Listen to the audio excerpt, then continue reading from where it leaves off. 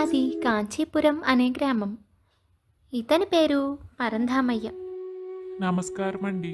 నా పేరు పరంధామయ్య. మీ పక్క ఇంట్లోనే ఉంటున్నాను. మీరు ఈ ఇంటికొచ్చి వారం రోజులు అయింది కదా. ఒక చిన్న విషయం మీతో చెబుదామని వచ్చాను. చాలా రోజుల నుండి ఈ ఇల్లు ఖాళీగా ఉండేది.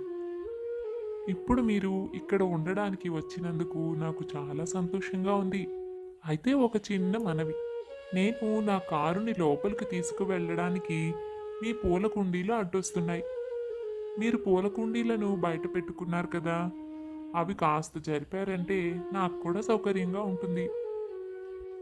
కావాలంటే అవి నా కాంపౌండ్లో పెట్టుకోండి, నాకేమీ అభ్యంతరం లేదు. ఇరుగు పొరుగు వారన్నాక ఆ మాత్రం సాయం చేసుకోకపోతే ఎలా? 4 రోజుల నుంచి ఇబ్బంది పడుతున్నాను. కాకపోతే మీరు కాస్త స్థిమితపడ్డాక ఇల్లు సర్దుకున్నాక చెబుదాం కదా అని ఇన్ని రోజులు ఆగాను. మీరు కాస్త మనసు పెట్టారంటే ఇద్దరికీ ఇబ్బంది లేకుండా పని జరిగిపోతుంది. మీరు చెప్పిందంతా బాగానే ఉందండి, కానీ నేను నా పూల కుండీలను కేవలం నా కాంపౌండ్లోనే పెట్టాను. మీరు కారు తీసుకువెళ్ళడానికి అవి మీకు ఎలా అడ్డు వస్తాయో నాకు తెలియడం లేదు. అహ, అవుననుకోండి. ఇన్ని రోజుల నుంచి ఎవరు ఉండడం లేదు కనుక ఎవరిది ఏ కాంపౌండ్ అన్నది నేను ఎప్పుడు పట్టించుకోలేదు. ఇప్పుడే మీరు వచ్చారు కాబట్టి వాటి సంగతి మనం చూసుకుందాంలేండి. అయినా ఎవరిదైతే ఏముంది, మీ కుండీలు మా కాంపౌండ్లో పెట్టుకోండి, మరి ఏమీ పర్వాలేదు. అక్కడ మా కుండీలు కూడా ఉన్నాయి. నా భార్యతో చెప్పి వాటిని పక్కకి జరిపి పెట్టమంటాను. అప్పుడు మీవి కూడా తెచ్చుకోవచ్చు. ఈలోపు కాస్త సర్దుకున్నారంటే ఇద్దరం ప్రశాంతంగా గడపవచ్చు. సరేనండి, మీరు మరీ అంతలా చెప్పాలా? మీరన్నట్టు ఇరుగు పొరుగు వారంటే ఆ మాత్రం సహాయ సహకారాలు ఉండాలి. ఈ మాత్రం దానికే ఇంతలా చెప్పాలా? భలేవారు మాస్టరు. నేను వాటిని పక్కకి తీస్తాను. మీ కాంపౌండ్లో ఖాళీ చేసిన తర్వాత నాకు తెలియచేయండి. నేను తెచ్చుకుని అక్కడ పెట్టుకుంటాను. మా ఆవిడకి ఆ పూల మొక్కలంటే చాలా ఇష్టం. అవి పాడయ్యాయంటే ఊరుకోను కాక ఊరుకోదు. కొంచెం తొందరగా మీ కాంపౌండ్లో ఖాళీ చేయించండి, అంతవరకు చాలు. అలా వారిద్దరూ ఒప్పందం చేసుకున్నారు.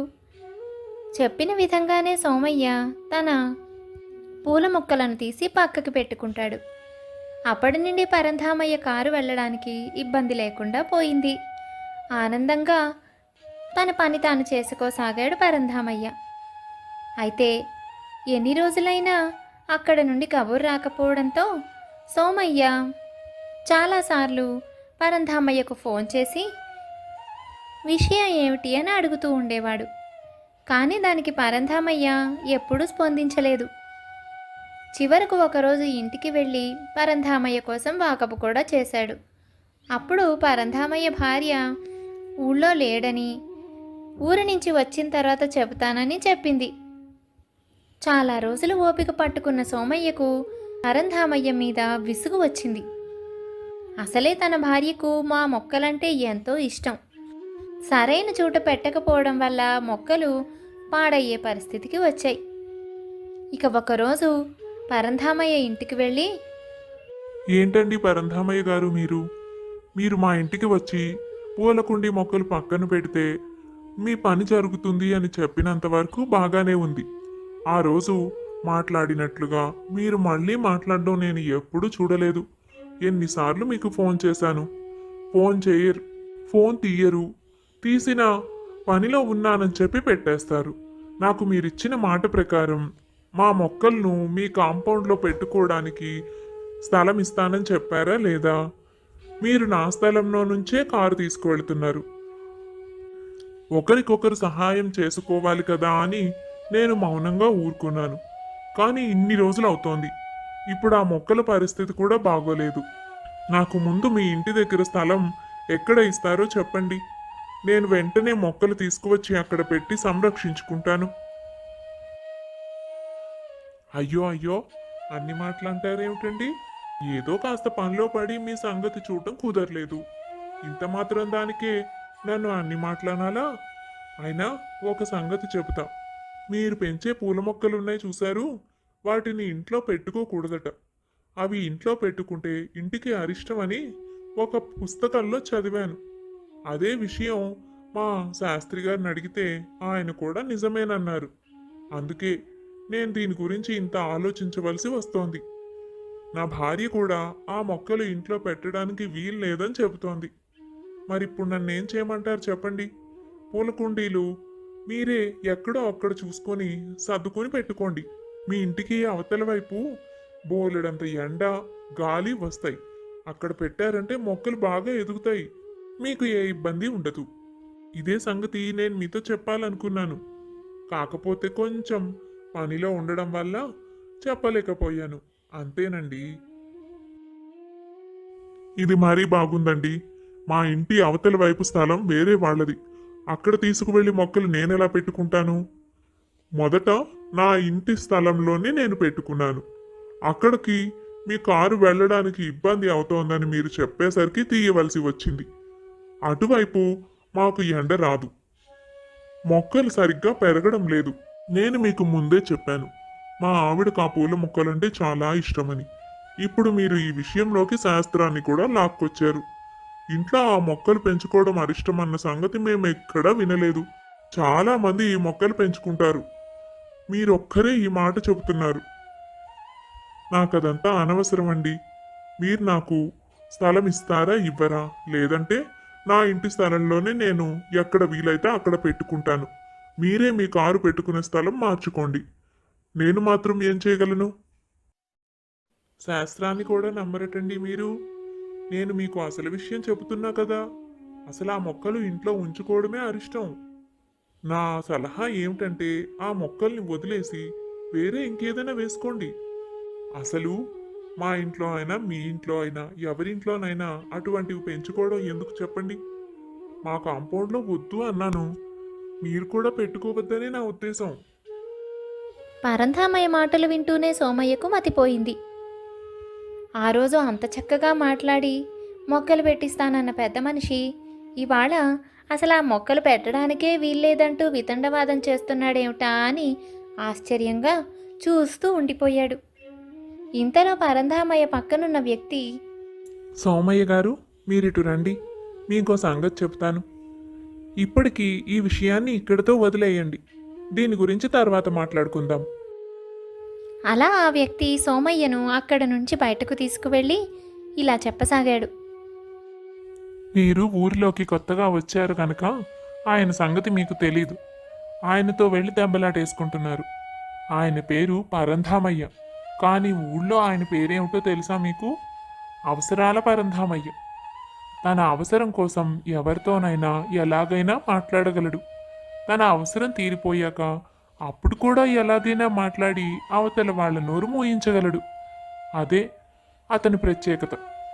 అందుకే ఊర్లో అందరూ అవసరాల పరంధామయ్య అని పేరు పెట్టుకున్నారు. మీరు కొత్తగా వచ్చారు కనుక అతనితో దెబ్బలాట పెట్టుకుంటున్నారు. అతనికి పలుకుబడి ఎక్కువే. ఈ ఊళ్ళోనే కాదు, చుట్టుపక్కల 4 ఊళ్ళల్లోనూ బాగా పేరున్న మనిషి. పలుకుబడి, వ్యక్తులతో పరిచయాలు అన్నీ ఉండడం వల్ల అతనితో ఎవరూ అంత తేలిగ్గా వివాదానికి దిగరు. మీ ఇబ్బంది నాకు అర్థమైంది. కానీ దానికి వేరే రకమైన పరిష్కారం చూడాలే తప్ప అతన్ని మాత్రం మనం ఏమీ చేయలేము. ఎవరితోనైనా సరే అతని అవసరానికి తీయటి మాటలు మాట్లాడి ఆ తర్వాత వారిని గంగలో ముంచే రకం పరంధామయ్య. ఒకసారి మీ సమస్యకు పరిష్కారం ఏమిటో కాస్త ప్రశాంతంగా ఆలోచించుకోండి. ఆయనతో మాత్రం అనవసరంగా తగువ పెట్టుకోకండి. అబ్బో, గొప్పవాడేనయ్యా.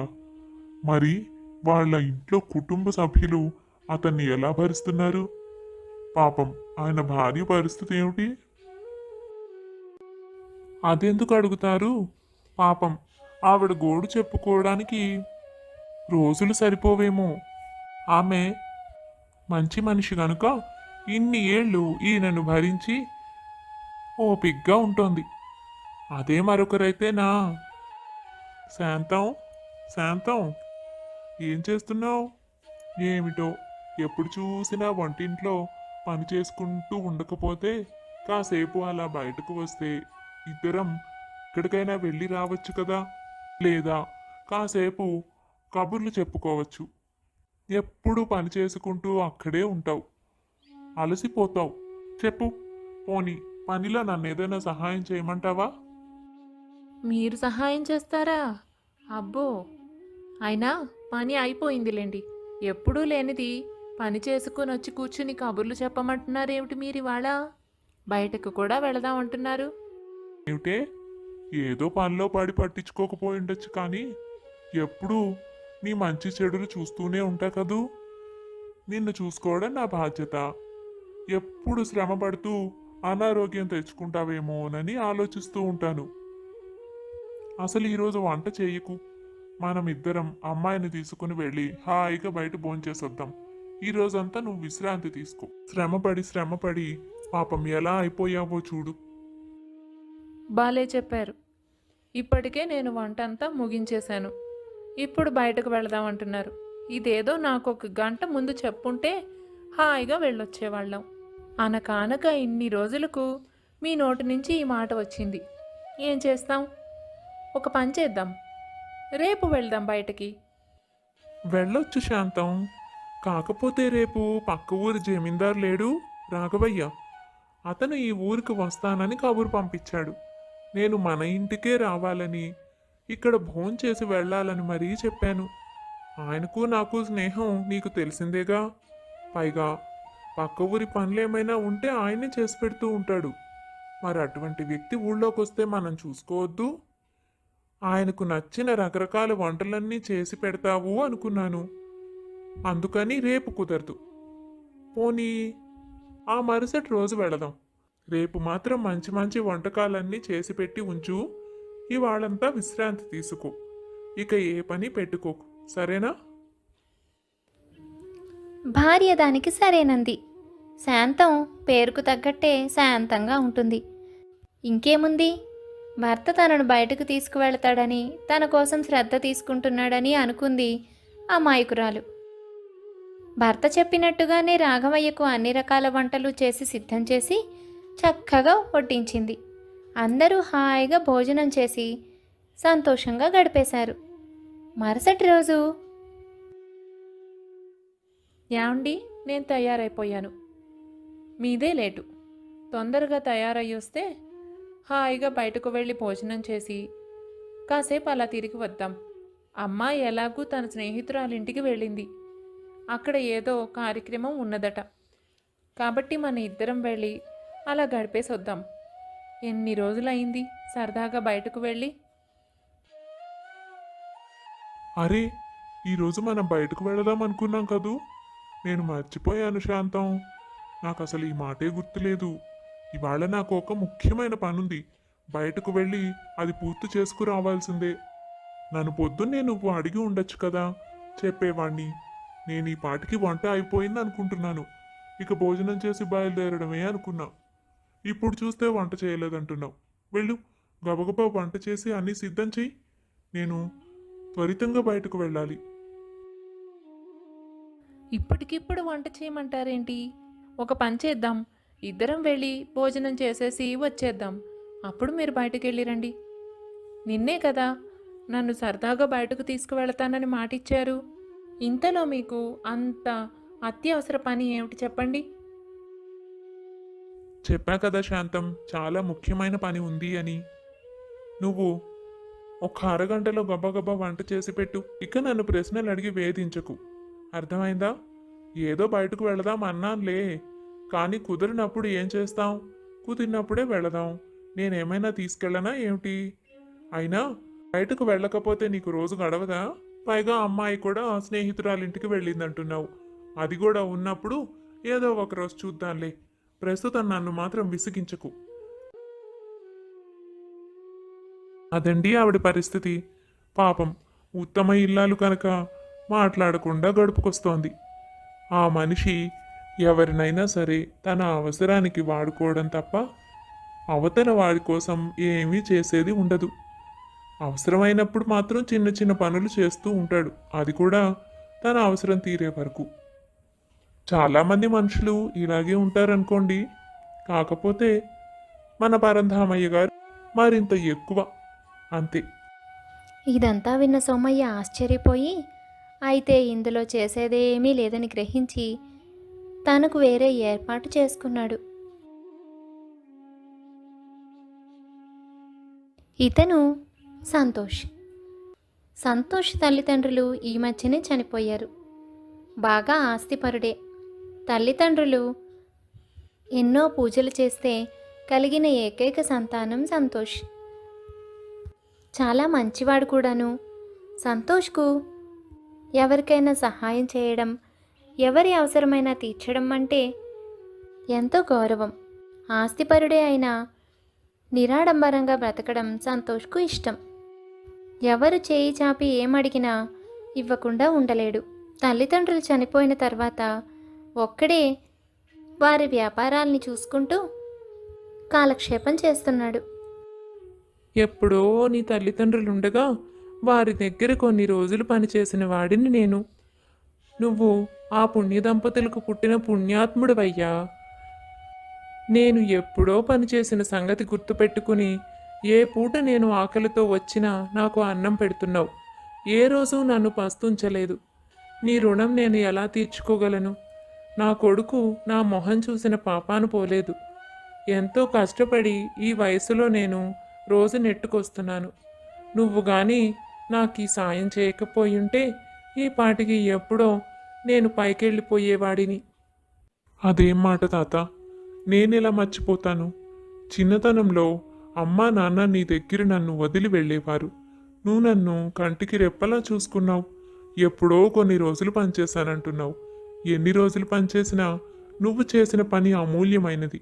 అయినా ఆకలి ఉన్నవారికి అన్నం పెట్టడం కనీస మానవ ధర్మం. మానవ సేవే మాధవ సేవ అని నమ్మేవాడిని నేను. నీకు తెలియందేముంది? అమ్మా నాన్న నాకు అదే నేర్పారు. దేవుడు ₹1 మాకిచ్చినందుకు ఎవరికైనా వారి అవసరాలు తీర్చి సంతోషపెట్టడం మా బాధ్యతగా భావిస్తాం. అవసరం ఉండేదాకా ఒకలా, అవసరం అయిపోయాక మరొకలా ప్రవర్తించే వాళ్ళంటే నాకు అసహ్యం. ప్రతి మనిషికి సమానమైన విలువ గౌరవం ఇవ్వడమే నా పద్ధతి. నువ్వు ఏ రోజు ఎప్పుడూ నా దగ్గర మొహమాట పడకు. ఎప్పుడు నీకు అవసరం వచ్చినా నిర్మొహమాటంగా నన్ను అడుగు. ఇలాగే నిన్ను ఆదరిస్తాను.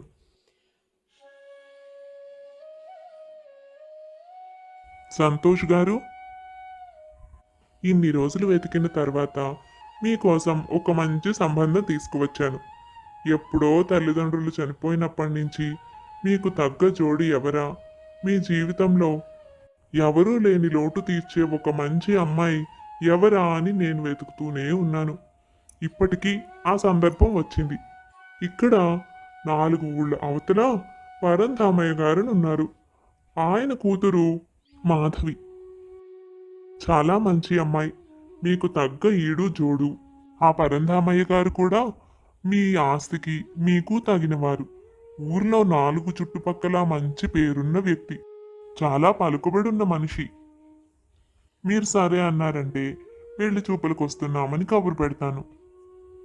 అన్నీ మంచిగానే చెప్తున్నారు. కాదనేదేముంది? నాకేం కావాలి అన్న సంగతి మీకు ముందే చెప్పాను. నేను ఎప్పుడూ అవతల వారి స్థితిగతుల గురించి పట్టించుకోను. నా హోదాకి తగ్గట్టుగా ఉండాలి అని నేను ఎప్పుడూ అనుకోలేదు. నాకొక హోదా అవసరమే లేదు. నా ఆశయాలు నిలబెట్టే మనిషే నాకు కావాలి. నేను లేని వారిని, అవసరమైన వారిని ఆదరించడంలోనే సంతోషం పొందుతున్నాను.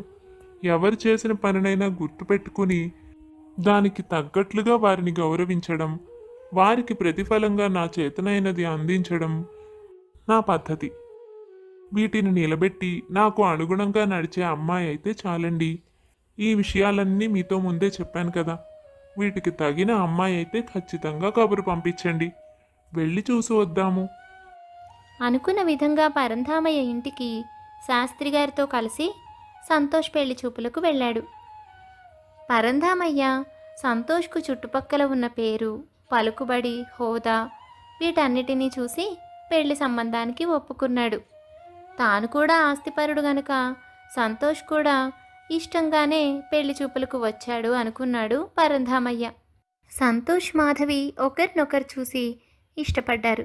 ఇక పరంధామయ్య ఊరంతా తన అల్లుడు సంతోషేనని, తనకు తగ్గ గొప్ప సంబంధం వచ్చిందని, ఇలా సంబంధం తీసుకువచ్చి కూతురికి ఎవ్వరూ పెళ్లి చేయలేరంటూ ఊరంతా చెప్పుకోసాగాడు.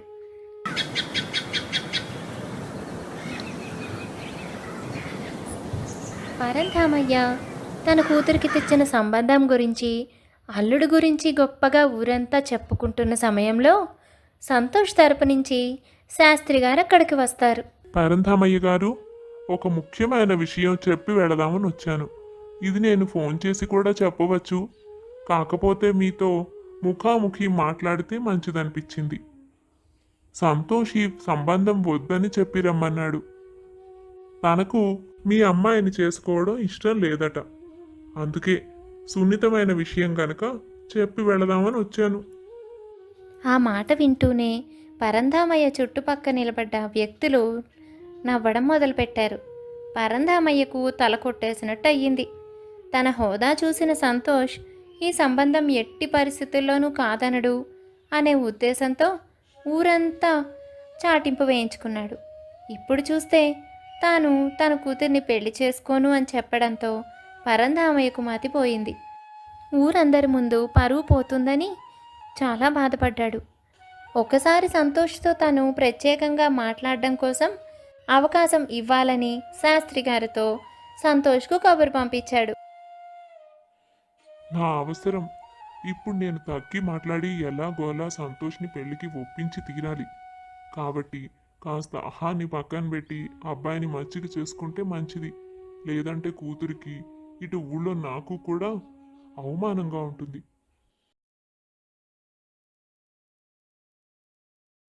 ఏమైంది? మీరు ఆ రోజు వచ్చినప్పుడు మా అమ్మాయి నచ్చినట్టుగానే మాట్లాడారు. మా అమ్మాయికి కూడా మీరు బాగా నచ్చారు. నేను ఊళ్ళో అందరికీ మీరే మా అల్లుడు అన్న సంగతి చెప్పేసుకున్నాను. ఉన్నట్టుండి మా అమ్మాయిని పెళ్లి చేసుకోనని శాస్త్రి గారితో కబురు ఎందుకు పంపించారో నాకు అర్థమే కాలేదు. పాపం, నా కూతురు ఆశలన్నీ మీ మీదే పెట్టుకుంది. దానికి వచ్చిన మొదటి సంబంధం ఇదే. పెళ్లి చూపుల్లో మిమ్మల్ని చూసినప్పటి నుంచి తను మిమ్మల్ని ఇష్టపడుతున్నట్టుగా మాకు అర్థమైంది. అటువంటిది ఉన్నట్టుండి పెళ్లి జరగదు అంటే ఆమె తట్టుకోలేదు. అయినా మాకేం తక్కువ? బోలెడంత ఆస్తి, పలుకుబడి. మీకు ఏం కావాలో చెప్పండి, అన్నీ సమకూరుస్తాను. అంతేకాని పెళ్ళి మానుకోవడం ఏమాత్రం బాగోలేదు. మీకేం తక్కువ చేయను. పెళ్లి ఘనంగా జరిపిస్తాను. పరంధామయ్య గారు, మీ ఆస్తి గురించి కానీ హోదా గురించి కానీ ఇక్కడ ప్రస్తావన లేదు. వాటిని చూసి నేను పెళ్లి చూపులకు రాలేదు. నాకు తగిన అమ్మాయి, నా ఆశయాలు నిలబెట్టే అమ్మాయి అన్నారని చూడడానికి వచ్చాను. కానీ పెళ్లి చూపుల్లో మీ అమ్మాయిని చూసినప్పుడు నేను ఇష్టపడిన మాట నిజమే. అయితే మీ గురించి చుట్టుపక్కల నేను వాకప్ చేసినప్పుడు నాకు తెలిసిన సంగతి ఏమిటంటే మీ పేరు పరంధామయ్యే, కానీ అందరూ మిమ్మల్ని అవసరాల పరంధామయ్య అని పిలుచుకుంటారు అని. అంటే మీ అవసరానికి ఎవరితోనైనా ఎలాగైనా మాట్లాడి మీ పని చేయించుకుంటారు. అయిపోయిన తర్వాత వారి మొహం కూడా మళ్ళీ చూడరు. వారికి ఏ విలువ ఇవ్వరు. ఇది మీ గురించి అందరూ మాట్లాడుకుంటున్న మాట. కానీ నా విషయానికి వస్తే నేను అవసరం ఉన్నా లేకపోయినా ప్రతి వ్యక్తికి గౌరవం ఇచ్చి అందరినీ సమానంగా నా సొంత మనుషుల్లా చూసుకుంటాను. ప్రతి ఒక్కరికి సహాయం చేస్తాను.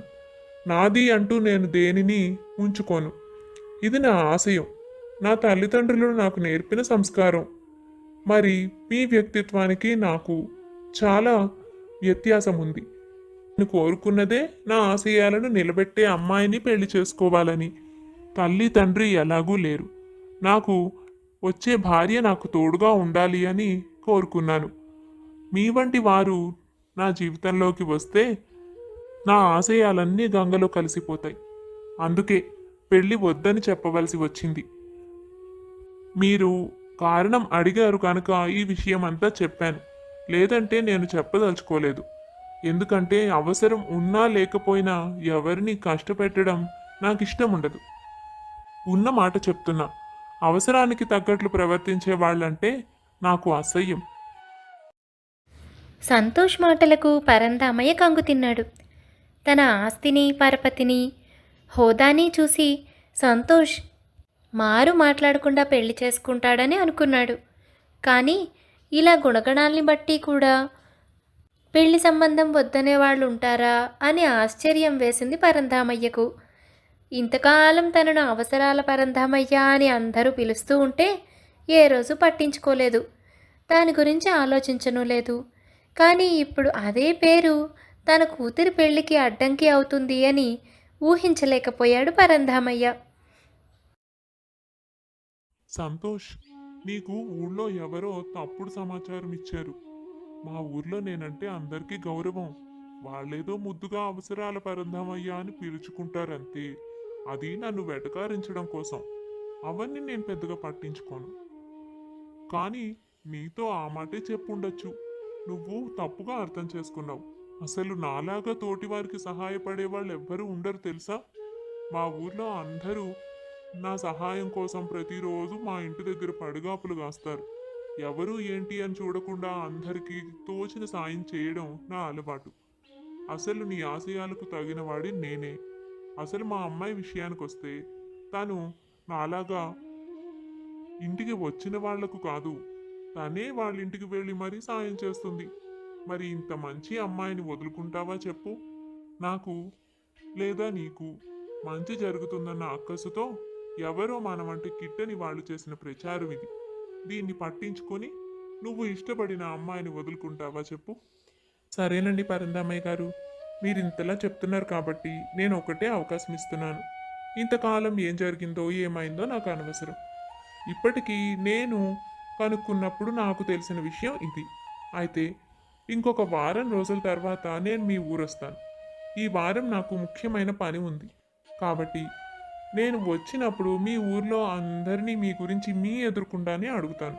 ఊరంతా అవసరం లేదు, ఒక నలుగురైనా మీరు మంచివారని, సమయానికి అందరికీ సహాయపడతారని, మంచితనం, మనిషి అంటే విలువ, గౌరవం ఉంటాయని మీ గురించి చెబితే అంతవరకు చాలు. కేవలం మీ ఊళ్ళో మాత్రమే. అలా అలా అని మీ హోదాకు తగ్గట్టుగా జమీందారులను నేను అడగను. మీ ఊరిలో మిగతా ప్రజలుంటారు కదా, వాళ్ళని అడుగుతాను. మీరు నాతో పాటు రావచ్చు. అలా నలుగురు మీ గురించి మంచిగా చెప్పినా నేను ఖచ్చితంగా మీ అమ్మాయిని పెళ్లి చేసుకుంటాను. అందులో నాకు ఎటువంటి అభ్యంతరం లేదు. మీరన్నట్టుగా నేను మీ అమ్మాయిని ఇష్టపడ్డాను, తను నన్ను ఇష్టపడింది కాబట్టి మీకు కూడా సంతోషం. ఒకవేళ ఎవ్వరూ మీరు మంచి వ్యక్తి అని చెప్పడానికి ఇష్టపడకపోతే మాత్రం నాకు సంబంధం లేదు. అప్పుడు మాత్రం నేను పెళ్లికి ససేమిరా ఒప్పుకోనండి. ఇది నా ఆశయం, మరొకలా అనుకోవద్దు. ఒక వారం రోజులు సమయం ఉంది కదా, ఎలాగోలా ఊళ్ళో వాళ్ళని నా వైపు తిప్పుకొని సంతోష్ వచ్చేలోపు మంచి వ్యక్తినని అనిపించుకుంటాను. ఏముంది, నలుగురికి సహాయం చేస్తే వాళ్లే చెప్తారులే. అలా అన్నారు, బాగుంది. తప్పకుండా మా ఊరికి వచ్చి అందరినీ అడగండి. నలుగురేమిటి, మొత్తం ఉన్న వాళ్ళందరూ నేను మంచివాణ్ణనే చెప్తారు. మరైతే వారం రోజుల తర్వాత కలుద్దాం.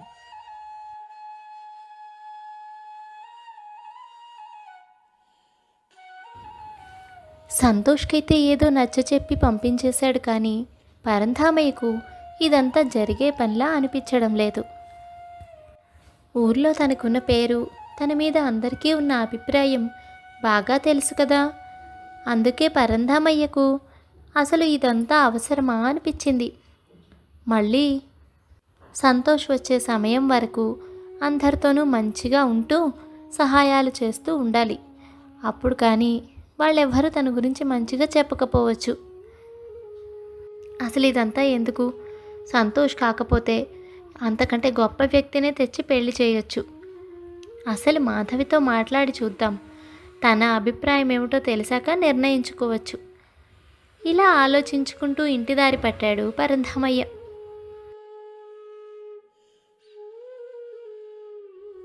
ఏమే మాధవి, నీకు సంతోష్తో పెళ్లి కుదిరిందట? ఈ మధ్యనే పెళ్లి చూపులు కూడా జరిగాయట, త్వరలోనే పెళ్లి కూడా ఆట. ఈ సంగతులేవి నాకు చెప్పలేదేమిటే? నువ్వెంత అదృష్టవంతురాలివో తెలుసా? అసలు ఆ సంతోష్ని నేను పెళ్లి చేసుకోవాలనుకున్నాను. ఆ సంబంధం నీకు కుదురుతుందని నేను ఎప్పుడూ అనుకోలేదు. ఆ, పెళ్లి చూపులైతే జరిగాయి. ఇంకా పెళ్లి కుదిరిందో లేదో నాకు కూడా తెలీదు. అయినా ఇందులో అంత అదృష్టం ఏముంది? ఏదో శాస్త్రి గారు సంబంధం తీసుకొచ్చారు, మాట్లాడుకున్నారు. అబ్బాయి అయితే బాగానే ఉన్నాడనుకో. అయినా నాకు మాత్రం ఏం చేయాలో ఏమీ అర్థం కావడం లేదు. అయినా ఏమిటే శ్రావణి, అతన్ని నువ్వు పెళ్లి చేసుకుందాం అనుకున్నావా? మరేమనుకున్నావు? అతను ఎంత మంచివాడో తెలుసా నీకు?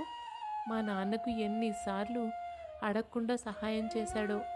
అమ్మ నాన్న చనిపోయారు, కానీ వాళ్ళ ఆదర్శాలను ముందుకు తీసుకువెళ్తూ ఉన్న ఆస్తిని అందరి కోసం, బాగు కోసం ఖర్చు చేస్తున్నాడు. మా అవసరం తెలుసుకుని మరి మా నాన్నకు సహాయం చేశాడే. అట్లాంటి మంచి వ్యక్తిని పెళ్లి చేసుకోవాలని ఎవరికి అనిపించదు చెప్పు? అందుకే నేను ఆశపడ్డాను. కాకపోతే ఈలోగా ఆ సంబంధం నీకొచ్చిందని తెలిసింది. ఏదైతేనే నువ్వు చాలా అదృష్టవంతురాలివే. అతను చాలా మంచివాడు. నువ్వు కూడా ఎప్పుడూ అందరికీ సహాయం చేయాలి అని అనుకుంటూ ఉంటావు కదా. మీ నాన్న పద్ధతిని ఎప్పుడూ ఇష్టపడవు. మీ నాన్న అలా ఉంటాడని నీకు నచ్చదు కూడాను. అందుకే మీ ఇద్దరికి ఏడు జోడు సరిగ్గా సరిపోతుందనిపించింది. అతను కూడా అతని ఆదర్శాలను ముందుకు తీసుకువెళ్ళే అమ్మాయి కోసమే ఎదురు చూస్తున్నాడని విన్నాను. అందుకే ఒకసారి కలిసి నీకు అభినందనలు చెప్పి వెళదామని వచ్చాను. ఇప్పుడు నువ్వు ఈ సంగతులన్నీ చెప్పాక నాకు నిజంగా సంతోషంగా ఉంది. నాన్న అయితే ఊరంతా అతని నా భర్త అని, పెళ్లి కుదిరిపోయిందని, ఇంకా కొన్ని రోజుల్లోనే ముహూర్తాలని కూడా చెప్పేస్తున్నాడు. కానీ నేనే ఏమీ తేల్చుకోలేక మౌనంగా ఉండిపోయాను. ఇప్పుడు నువ్వు ఇవన్నీ చెప్పిన తర్వాత నిజంగా అతన్ని పెళ్లి చేసుకోవాలని మనస్ఫూర్తిగా అనుకుంటున్నాను. నాకు ఇప్పుడు ఎంతో సంతోషంగా ఉంది.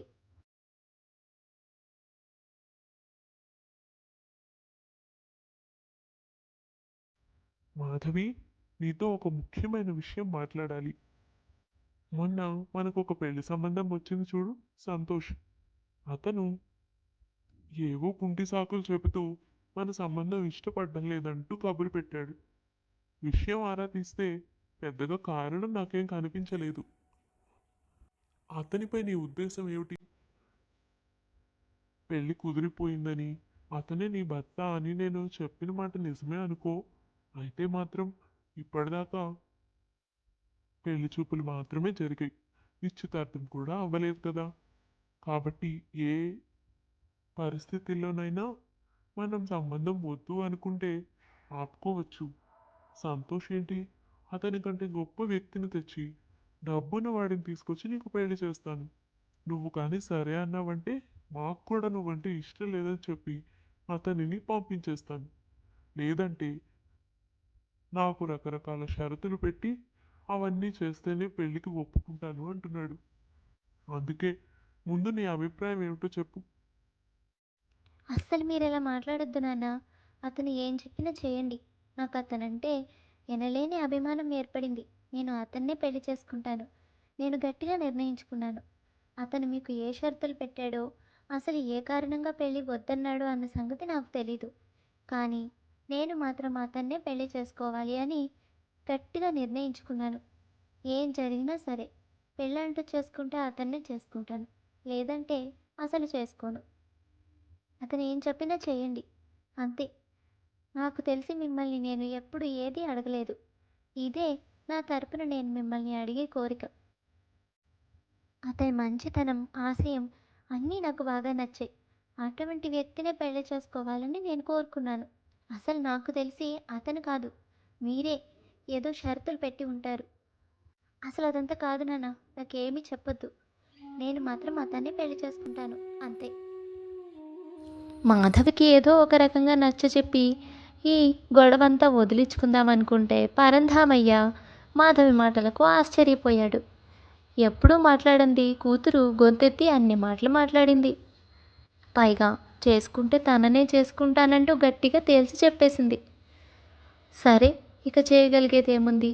తప్పనిసరై వారం తర్వాత సంతోష్ వచ్చేలోపు తను మంచివాడు అని ఊరిలో ఎలా అనిపించుకోవాలా అని ఆలోచనలు మొదలుపెట్టాడు పరంధామయ్య.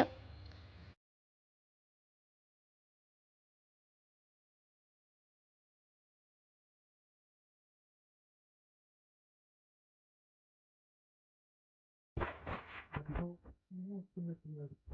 మన పని సీనుతోనే మొదలు పెట్టడం. సీను, బాగున్నావా? నీకోసమే నీ ఇంటికి వద్దామని బయలుదేరుతున్నాను. ఈలోగా నువ్వే ఎదురొచ్చావు. నా కోసం బయలుదేరుతున్నారా? ఎందుకు పరంధామయ్య గారు? మా హోటల్లో చేసే ప్రత్యేకమైన లడ్డూ కోసమే కదా. అది నేను మీకు ఇక తెచ్చి ఇవ్వలేనండి. చాలాసార్లు ఇలాగే తెప్పించుకుని నన్ను మా ఓనర్ గారి చేత నాన్న తిట్లు తిట్టించారు. మీ మాట పట్టుకొని మిమ్మల్ని నమ్మి ఎన్నోసార్లు నేను హోటల్లో పని మానేసేదాకా తెచ్చుకున్నాను.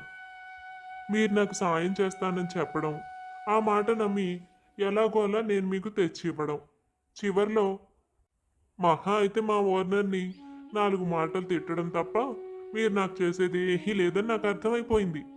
దయచేసి నా గురించి రాకండి. నేను మీకు ఏమీ తెచ్చివ్వలేను. అయ్యో, అపార్థం చేసుకున్నావోయ్. ప్రతిసారి అలాగే చేస్తానా ఏమిటి? మొన్న 4 సార్లు తెప్పించుకున్నాను, కానీ నీకు సాయం చేయడానికి సమయానికి నా దగ్గర అవకాశం లేకపోయింది. ఇప్పుడు నువ్వు అడిగినట్టుగానే నీకు నీ హోటల్కి కావలసినంత మంచి నాణ్యమైన సరుకు ఇప్పించడం కోసమే నీ కోసం వెతుకుతున్నాను.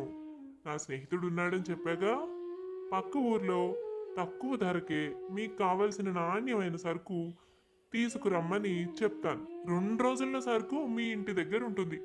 అప్పుడు కూడా నేను అదే చేద్దాం అనుకున్నాను. ఓయ్, నువ్వు నా మాట నమ్మలేదంతే. నా స్నేహితుడు అప్పుడు ఊరెళ్ళాడు, అందుకే తెప్పించలేకపోయాను. 2 రోజుల్లో నువ్వు అనుకున్న పని పూర్తవుతుంది.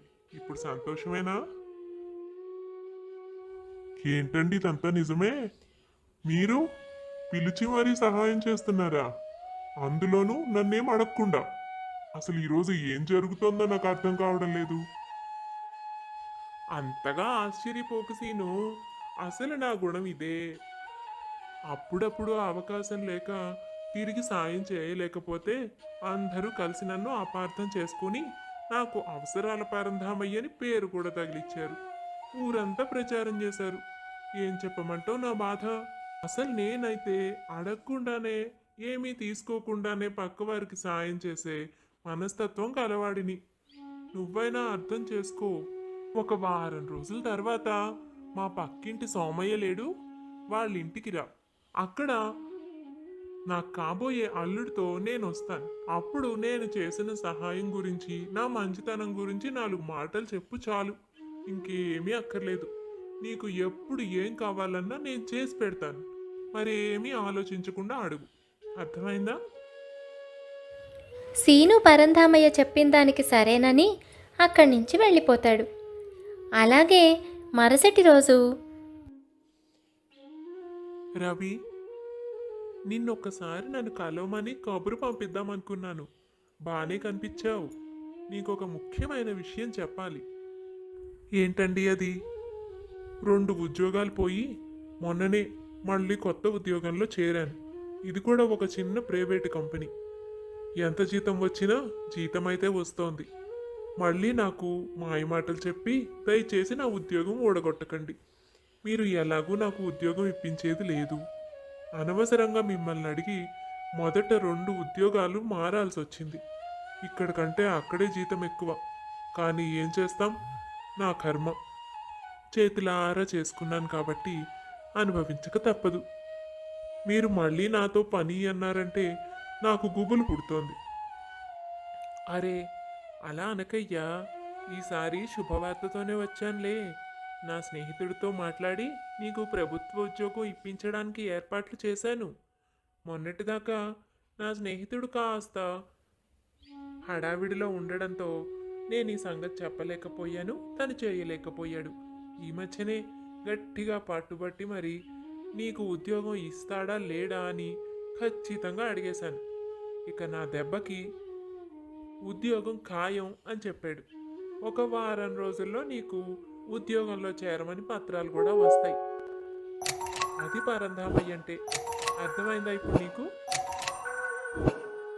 ఇదే క్రమంలో సోమయ్య దగ్గరకు వెళ్ళి సోమయ్యకు కూడా తన కాంపౌండ్లో స్థలం ఖాళీ చేసి ఇచ్చి మొక్కలన్నీ అక్కడ పెట్టుకోమని, ఇంకా కావాలంటే మరికొంత స్థలం ఖాళీ చేసి ఇస్తానని, తన కారు కూడా వేరే చోట పెట్టుకుంటానని అన్ని విషయాలు చెప్పాడు.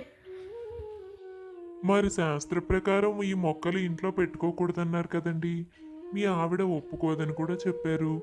ఈ పరిస్థితుల్లో ఈ మొక్కలు తీసుకొచ్చి మీ ఇంట్లో పెడితే ఏం సమస్యలు వస్తాయో ఏమో. ఎందుకులేండి, పర్వాలేదు. నేను నాకు తోచిన ఏర్పాటేదో నేను చేసుకున్నాను, అలాగే చేసుకుంటాను. అబ్బేబే, నేను మళ్ళీ అంతకంటే బాగా శాస్త్రం తెలిసిన వ్యక్తిని కనుక్కున్నాను. ఈ మొక్కలు పెట్టుకోవచ్చు నిరభ్యంతరంగా అని చెప్పాడండి. మొదట్లో పొరపాటు పడ్డాను. అందుకే వెంటనే ముందు స్థలం ఖాళీ చేయించి మీకు ఇవ్వాలని నిర్ణయించుకున్నాను. మా ఆవిడతో కూడా ఇదే సంగతి చెప్పాను.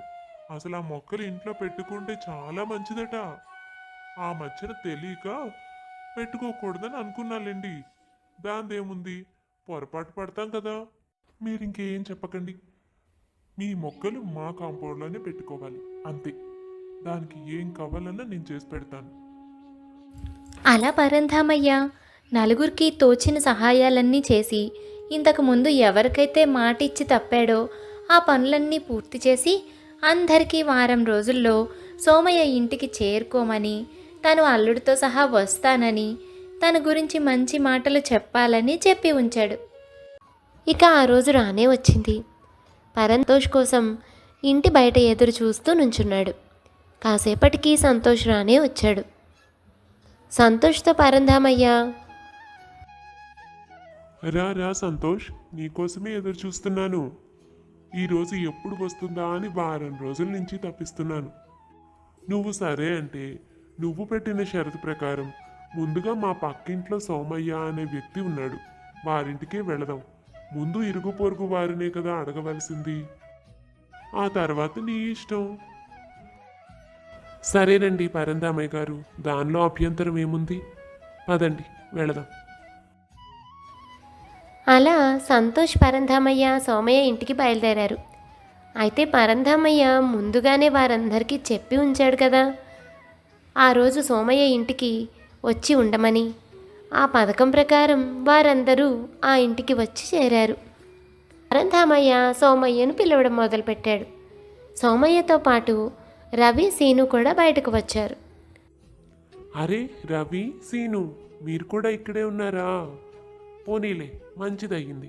సోమయ్యతోటి మాట్లాడదామని వచ్చాం. ఇదిగో ఇతను నాకు కాబోయే అల్లుడు సంతోష్.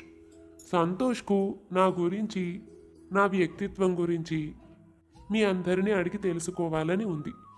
సంతోష్, వీళ్ళు కూడా మా ఊరిలో ఉండే రవి, సీను నాకు బాగా సన్నిహితులే. వారిని కూడా నువ్వు అడిగి తెలుసుకోవచ్చు. మా ఊరు ఈ ఊరికి 4 ఊళ్ళ అవతల ఉంటుంది. నా పేరు సంతోష్. పరంధామయ్య గారి అమ్మాయిని పెళ్లి చేసుకోవాలని, సంబంధం కలుపుకోవాలని వచ్చాను. అయితే పరంధామయ్య గారి గురించి కొన్ని విషయాలు నాకు తెలియాలి. అందుకే మీ అందరినీ కలవడం జరిగింది. మీ అందరికీ ఏ అభ్యంతరం లేకపోతే పరంధామయ్య గారు ఎటువంటి వ్యక్తో, మానవత్వం, మంచి మర్యాద, పరుల పట్ల జాలి, దయ కలవారో కాదో నిర్మోహమాటంగా చెప్పండి. దానిని బట్టే నేను నిర్ణయించుకుంటాను. ఎందుకంటే నాకు కొన్ని ఆశయాలున్నాయి. వాటిని వదులుకొని నేను ఎటువంటి పని చేయలేను. ఉన్న విషయం ఉన్నట్టుగా చెప్పండి. నా పేరు సీను అండి. నేను ఈ ఊరిలో ఉన్న ఒక చిన్న హోటల్లో పనిచేస్తున్నాను. ఈ ఊరికి అదే పెద్దదనుకోండి. అయితే అక్కడ లడ్డు చాలా ప్రత్యేకంగా తయారు చేస్తారు. అది మా హోటల్ ప్రత్యేకత. ఉన్న మాట ఉన్నట్టు చెప్పాలంటే ఈ పరంధామయ్య గారు ఆ లడ్డు కోసం తప్ప ఇక ఎప్పుడూ నా మొహం చూసిన పాపాను పోలేదు. లడ్డు చాలాసార్లు నా చేత ఇంటికి కేజీలు తెప్పించుకున్నారు. దానికి డబ్బు కూడా చెల్లించిన పాపాను పోలేదు. అది తెప్పించుకున్నప్పుడల్లా నాకు ఏవేవో ఆశ పెట్టేవారు. అవన్నీ చేసి పెడతారు కదా అనుకుని పంపించేవాడిని.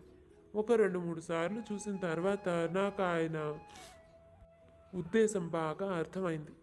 అప్పటి నుండి నేను కూడా జాగ్రత్త పడడం మొదలుపెట్టాను. ఆయన నాకు చేస్తానని చెప్పినవి ఏవీ కూడా చేయలేదు. సరిగ్గా ఈ వారం రోజుల సమయంలో మాత్రమే నాకు చెప్పినవన్నీ చేసి పెట్టారు. ఆ తర్వాత మళ్ళీ చేస్తారో లేదో ఎవ్వరికీ తెలీదు. సరిగ్గా చెప్పాలంటే ఈయన అవసరాలకి మనుషుల్ని వినియోగించుకుంటాడు. ఇప్పుడు కూడా ఆయన అవసరం ఏమిటో మా అందరికీ బాగా తెలుసు. అందుకే మాకు సహాయం చేశాడు. మీరు ఉన్న విషయం చెప్పమన్నారు కనుక చెప్పేశాం. ఇప్పుడేదో సహాయం చేశాడు కదా అని ఉన్నతమైన వ్యక్తి అని చెప్పామంటే మీకు అబద్ధం చెప్పిన వాళ్ళం అవుతాం. బాగా చెప్పావు సీను. నా పేరు రవి. నేను ఒక ప్రైవేట్ కంపెనీలో పనిచేస్తున్నాను. సీనుదైనా ఇంకా పర్వాలేదు, నాదైతే మరీ దారుణం. నేను పనిచేస్తున్న చోటు నుంచి నన్ను బయటకు తీసుకువచ్చి మరీ ఉద్యోగం పూడిపోయేలా చేశాడు ఈ మహానుభావుడు. ఈ వారం రోజుల్లోనే తన పలుకుబడంతా ఉపయోగించి ప్రభుత్వ ఉద్యోగానికి నాకు సిఫార్సు చేయించి అపాయింట్మెంట్ కూడా తెప్పించాడు. అంటే ఆయన చేతుల్లో ఉన్న పని అయినా కూడా, ఇంత తొందరగా చేయగలిగినా కూడా, నాకు ఉద్యోగం పోయిందని తెలిసినా కూడా ఇన్ని రోజులు చేయనట్టేగా అర్థం. ఉద్యోగం పోయి నేను ఎన్ని అవస్థలు పడ్డానో తెలుసా అండి మీకు? ఈరోజేదో ఇప్పిస్తే మాత్రం నేను ఎందుకు మంచివాడని చెప్తాను? ఇన్ని రోజులు ఎన్ని కష్టాలు పడ్డానో నాకు నా కుటుంబానికే తెలుసు. ఉద్యోగం పోయి మళ్ళీ ఉద్యోగం దొరికే వరకు మేము నరకం చూసాం. ఆ ఉద్యోగం పోవడానికి కారణం ఆయనే. నాకు ఎన్నోసార్లు ఈ ప్రభుత్వ ఉద్యోగం నీకు ఇప్పిస్తాను, ఇంత చిన్న కంపెనీలో పనిచేసేంత కర్మ నీకెందుకు అని చెప్పి ఆయనకు కావాల్సిన పనులకు నన్ను ఉపయోగించుకునేవాడు. 2-3 సార్లు మా బాస్తో గొడవ కూడా పడ్డాడు. ఆ కారణంగానే నేను ఉద్యోగం మానుకోవాల్సి వచ్చింది. అంతేకాదు, ఆ కంపెనీలో కూడా ఆయన పనులన్నీ చేయించుకునేవాడు. చివరకు నాకు మాత్రం ఏమీ చేయాలని అనిపించలేదు ఆయనకి. ఇప్పుడు కూడా ఆయన అవసరం కోసమే ఉద్యోగం ఇప్పించాడు. ఇవన్నీ తెలిసి కూడా అబద్ధం చెప్తే నాకు పుట్టగతులుండవు. ఇక నా విషయానికి వస్తే, నా పేరు సోమయ్య అండి. ఈ మధ్యనే ఈ ఇంట్లోకి వచ్చాను. ఇది మా సొంత ఇల్లే అయినప్పటికీ చాలా కాలం మేము ఇక్కడ ఉండలేదు. ఉద్యోగరీత్యా వేరే ఊళ్ళో ఉండేవాళ్ళం. నేను లేనప్పుడు ఈ ఇంటిని ఆయన శుభ్రంగా వాడుకుని ఉండవచ్చు. దాని గురించి నేను అడగలేదు. వచ్చిన తర్వాత కూడా కారు వెళ్ళడం కోసం నా పూల మొక్కలను తీయమని, తన కాంపౌండ్లో స్థలం ఇస్తానని చెప్పి పూల మొక్కలు తీసేదాకా మంచిగా మాట్లాడాడు. ఆ పని అయిపోయిన తర్వాత 100 వంకలు చెప్పాడు. ఏమైనా మాట్లాడదామంటే పలుకుబడి ఉన్న వ్యక్తి అని ఊరిలో ఎవ్వరూ ఆయనతో మాట్లాడడానికి సాహసం చేయలేదు. కొత్తగా వచ్చిన వాడిని నేను మాత్రం ఏం చేయగలను? మాట్లాడకుండా ఊరుకున్నాను. నా దారేదో నేను వెతుక్కున్నాను. ఇదిగో, వీరిద్దరికీ ఎలా సాయం చేశాడో నాకు కూడా ఈ వారం రోజుల్లోనే తను చెప్పినట్లుగా స్థలం ఇచ్చాడు. ఇన్ని రోజుల నుంచి గుర్తురానిది ఉన్నట్టుండి ఎందుకు గుర్తొచ్చిందా అనుకున్నాను. మీరు వచ్చి విషయం అంతా చెప్పాక నాకు పూర్తిగా అర్థమయ్యింది. ఈయనకు ప్రతిసారి తన అవసరానికి మనుషుల్ని వాడుకోవడం బాగా అలవాటండి. వారి ఆలోచనలతో కానీ వారి అభిప్రాయాలతో కానీ ఆయనకు పని లేదు. ఆయన పని జరిగిపోయిన తర్వాత నా పూల మొక్కలు పడేసినా పడేస్తాడు. నేను దానికి సిద్ధంగా ఉండాలి. పరంధామయ్య గారు, మీరు మరోలా అనుకోకండి. మీరు ఎలా అయితే అవసరాలకి మనుషుల్ని వాడుకున్నారో, ఒక రకంగా ఇప్పుడు మేం కూడా మా అవసరాలకి మిమ్మల్ని వినియోగించుకున్నాం. ఒక్కసారి చేసిన సహాయానికి సంబరపడిపోయి అందరూ తన గురించి మంచిగా చెప్పి ఆకాశానికి ఎత్తేస్తారనుకున్నాడు పరంధామయ్య. మరి ఇంతకాలం చేసిన అన్యాయం, ఇంతకాలం చూపిన నిర్లక్ష్యం ఎలా మర్చిపోతారనుకున్నాడు? వాళ్ళు మాట్లాడిన మాటలన్నీ వినేయడంతోనే పరంధామయ్య కుప్పకూలిపోయాడు. తాను ఆశించిందొకటి, అక్కడ జరిగినదొకటి. ఇప్పుడు దారేది?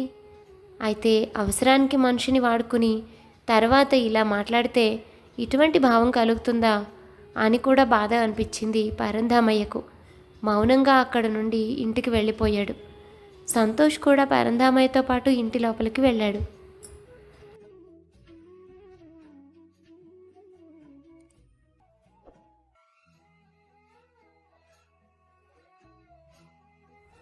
ఏంటండి ఇది? ఇలా మీ అవసరాల కోసం, పనుల కోసం మనుషుల్ని వాడుకుని తర్వాత వారి జీవితం ఏమైపోయినా పట్టించుకోకుండా వదిలేయడం మంచి అనిపించుకుంటుందా? ఇలా చేసి మీరు ఏం సాధిస్తారు? ఊర్లో అందరూ మీ గురించి మంచిగా చెప్తారు అన్నారు. కనిపించిన ముగ్గురే మీరు అవసరానికే మనుషుల్ని వాడుకుంటారు అని తేల్చి చెప్పేశారు. ఇక నేను మాత్రం చేయగలిగేదేముంది? మీరు ఇలా ప్రవర్తిస్తే ఇలాగే ఉంటారు మరి. అలా వాళ్ళు మాట్లాడుకుంటూ ఉండగానే పరంధామయ్య భార్య అక్కడికి వచ్చింది. ఆమె ఏం జరిగిందో కనుక్కోవాలన్న కుతూహలంతో ఉంది. ఇంతలో సంతోష్, అమ్మా, మీరైనా మనస్ఫూర్తిగా ఆలోచించి నాకు ఒక సమాధానం చెప్పండి. ఈ ప్రశ్న మీకు కాస్త ఇబ్బందిగా అనిపించవచ్చు. తప్పనిసరి మీ దాకా వచ్చాను. జరిగిందంతా మీకు తెలిసే ఉంటుంది. పక్క ఇంట్లో ఉంటున్న సోమయ్య గారితో పాటు వారింట్లో ఉన్న మరొక ఇద్దరితో సహా వారి ముగ్గురు కూడా పరంధామయ్య గారు మంచి మానవత్వం ఉన్న వ్యక్తి అని చెప్పడానికి ఇష్టపడలేదు. అవసరానికి మనుషుల్ని వినియోగించుకుంటారని చెప్పారు. ఇక్కడే సగం విషయం తేలిపోయింది. ఇక ఎవరినీ అడగవలసిన అవసరం లేదు అని నాకు తెలుసు. కేవలం కుటుంబంలో ఒక వ్యక్తిగా, ఆయనకు సన్నిహితురాలిగా మిమ్మల్ని అదే ప్రశ్న అడుగుతున్నాను. పరంధామయ్య గారు మనుషుల్ని వారి అవసరాలకి వాడుకొని తర్వాత వారి మంచి చెడు చూడకుండా వదిలేసే వ్యక్త, లేక ఎవరికి ఏ కష్టం వచ్చినా ఆదుకునే మంచి మనసున్న వ్యక్త? నేను ఈ ప్రశ్న మిమ్మల్ని అడిగినందుకు నన్ను క్షమించాలి. కానీ నేను పరంధామయ్య గారితో చెప్పినట్టు నాకు నా జీవితంలో ఒక ఆశయం ఉంది. దానిని వదులుకొని నేను ఏదీ చేయలేను. మీ అమ్మాయిని ఇష్టపడిన మాట నిజమే. అయినా సరే నా ఆశయాన్ని వదులుకోను. అందుకనే మీ దాకా రావాల్సి వచ్చింది. మీరు మీ అమ్మాయి పెళ్లి కోసం కానీ, ఆమె కూడా నన్ను ఇష్టపడింది అన్న ఉద్దేశంతో కానీ ఎటువంటి స్వప్రయోజనాల గురించి ఆలోచించకుండా ఉన్న మాట ఉన్నట్లు నిజంగా చెప్పండి. నా కోసమైనా మీ అమ్మాయి కోసమైనా ఆఖరి ప్రయత్నంగా నేను ఈ ప్రశ్న అడుగుతున్నాను. కానీ మీరు సత్యం మాత్రమే చెప్పాలి. అక్కడ సోమయ్య, సీను, రవిలను చూసిన పరంధామయ్య తన భార్య శాంతం కూడా తన గురించి మంచిగా చెబుతుంది అని ఆలోచించలేకపోయాడు. పరంధామయ్యకు ఏమీ అర్థం కాలేదు. భార్యను కూడా తాను ఎన్నోసార్లు బాధపెట్టాడు. ఆ విషయం బయటకు చెప్పకపోయినా బాధపెట్టిన తనకు తెలుసు కదా. అందుకే న్యాయంగా చెప్పవలసి వస్తే శాంతం కూడా తనపై మంచిగా చెప్పవలసిన అవసరం లేదు. అందుకే పరంధామయ్యకు ఆ నమ్మకం కూడా లేదు. అంత మంచి అబ్బాయిని తన కూతురు పెళ్లి చేసుకోవాలని తల్లి ఆశపడడం సహజం.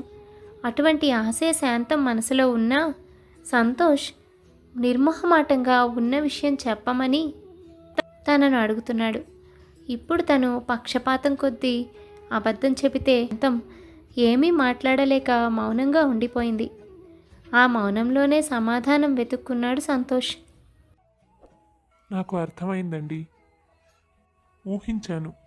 బయటవారే ఈ వ్యక్తి గురించి ఇటువంటి మాటలు చెబుతున్నప్పుడు ఇంట్లో సభ్యులు ఇంతకంటే మరి ఇంకేం చెప్తారు? నన్ను మన్నించండి.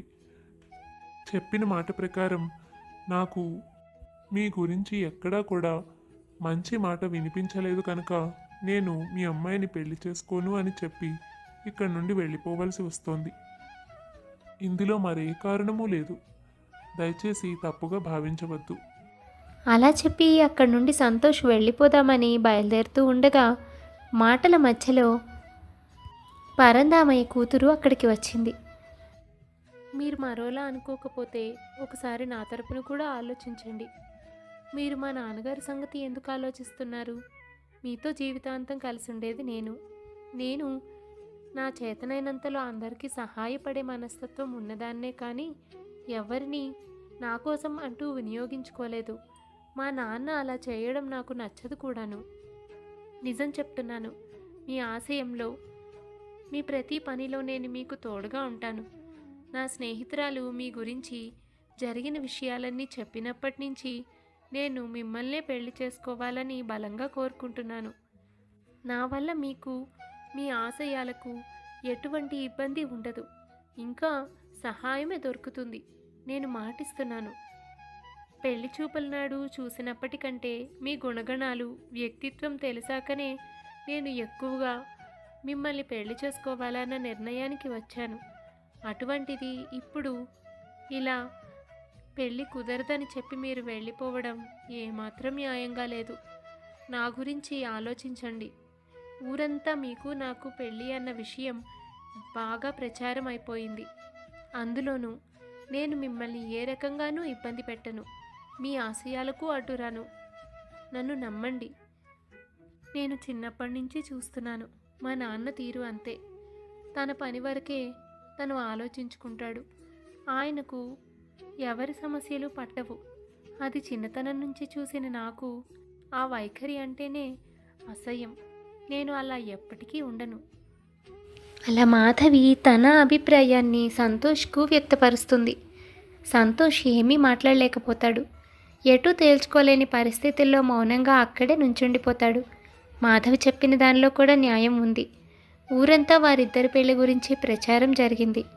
ఇప్పుడు ఆమెను పెళ్లి చేసుకోకపోతే అది కూడా తప్పే అవుతుంది అని ఆలోచనలో పడతాడు సంతోష్. మాధవి చెప్పినట్లు పరంధామయ్యకు మాధవి వ్యక్తిత్వానికి చాలా వ్యత్యాసం కనిపిస్తోంది. అటువంటప్పుడు పెళ్లి మానుకోవడం దేనికి? కానీ పాలల్లో ఒక్క చుక్క పెరుగు పడినా మొత్తం పెరుగు అయిపోతుంది. అలాగే తను అనుకున్న దానిలో ఏమాత్రం తప్పు జరిగినా తన ఆశయం మొత్తం చెడిపోతుంది అని ఆలోచనలో పడ్డాడు సంతోష్. అప్పుడే అక్కడికి జగన్నాథం వస్తాడు.